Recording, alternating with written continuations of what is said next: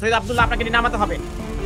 অনলাইনে লাইভ টক শোতে আলোচকদের তর্ক বিতর্কের মাঝেই হঠাৎ একজনকে ইঙ্গিত করে হারপিকের বোতল দেখালেন একজন আলোচক। সামাজিক যোগাযোগ মাধ্যমে মুহূর্তেই ভাইরাল সেই টক শোতে এমন হারপিক কাণ্ড দেখে হাসির রোল নেটিজেনদের। এমনই এক কাণ্ড করেছেন অনলাইন অ্যাক্টিভিস্ট ও ফ্রিল্যান্স অনুসন্ধানী সাংবাদিক সৈয়দ আব্দুল্লাহ। তার ইঙ্গিত ছিল নিঝুম মজুমদারের দিকে। সম্প্রতি একটি টক শোতে অংশ নেন সৈয়দ আব্দুল্লাহ। সেখানে তিনি ছাড়া আরও ৩ জন ছিলেন। ৩ জনের মধ্যে ছিলেন নিঝুম মজুমদার নামের একজন, যাকে ঘিরেই মূলত বিতর্কের সূত্রপাত। টক শোর এক পর্যায়ে দেখা যায় উত্তেজিত হয়ে সঞ্চালকের কাছে নালিশের ভূমিকায় আছেন নিঝুম মজুমদার। অন্যদিকে শান্তভাবে বসে হারপিকের একটি বোতল উঁচিয়ে ধরে আছেন সৈয়দ আব্দুল্লাহ। মুহূর্তের মধ্যেই এই ক্লিপটি ভাইরাল হয়ে যায় সোশ্যাল মিডিয়ায়। এরপর থেকেই হারপিক নিয়ে হাস্যরসে ভরে যায় নেট দুনিয়া।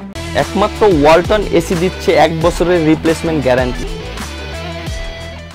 এর আগে সোশ্যাল মিডিয়ায় ব্যারিস্টার নিঝুম মজুমদারের একটি ফোন কল ভাইরাল হয়। যদিও ভাইরাল হওয়া ফোন কলের সত্যতা যাচাই করা যায়নি। কথিত প্রেমিকার সাথে ফোন কলে তাকে হারপিক খেয়ে আত্মহত্যার হুমকি দিতে শোনা যায়। এই ঘটনার পর থেকেই তাকে কটাক্ষ করে হারপিক মজুমদার নামে অভিহিত করে থাকেন নেটিজেনরা। গত 15 জুলাই কোটা সংস্কার আন্দোলন ঘিরে ঢাকা বিশ্ববিদ্যালয়ের শিক্ষার্থীদের উপর হামলার ঘটনায় শেখ হাসিনা, ওবায়দুল কাদের, মোহাম্মদ আলী আরাফাত ও মহিবুল হক চৌধুরী সহ 391 আওয়ামী লীগ ও ছাত্রলীগের নেতাকর্মীদের সাথে একই মামলায় নিঝুম মজুমদারকেও আসামি করা হয়। হারপিক কাণ্ড নিয়ে জানতে চাইলে সৈয়দ আব্দুল্লাহ জানান, আন্তর্জাতিক আদালতে ডক্টর ইউনুস সহ উপদেষ্টা পরিষদের নামে যে মামলা করা হয়েছে বলে কথা উঠেছে, এভাবে মামলা করা যায় না।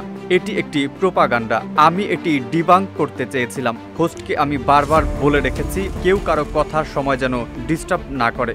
নিঝুম যখন কথা বলেছেন তার বেশিরভাগই ছিল বিদ্বেষমূলক আর অযৌক্তিক। তবুও আমি কিছু বলিনি, কিন্তু আমি যখন কথা বলা শুরু করি তখন সে চিল্লাপালা শুরু করে। তখন আমি হারপিক দেখাতে বাধ্য হই। এদিকে সামাজিক যোগাযোগ মাধ্যমে অনেকেই টকশোটি শেয়ার করে নানা রকম মন্তব্য জুড়ে দিয়েছেন।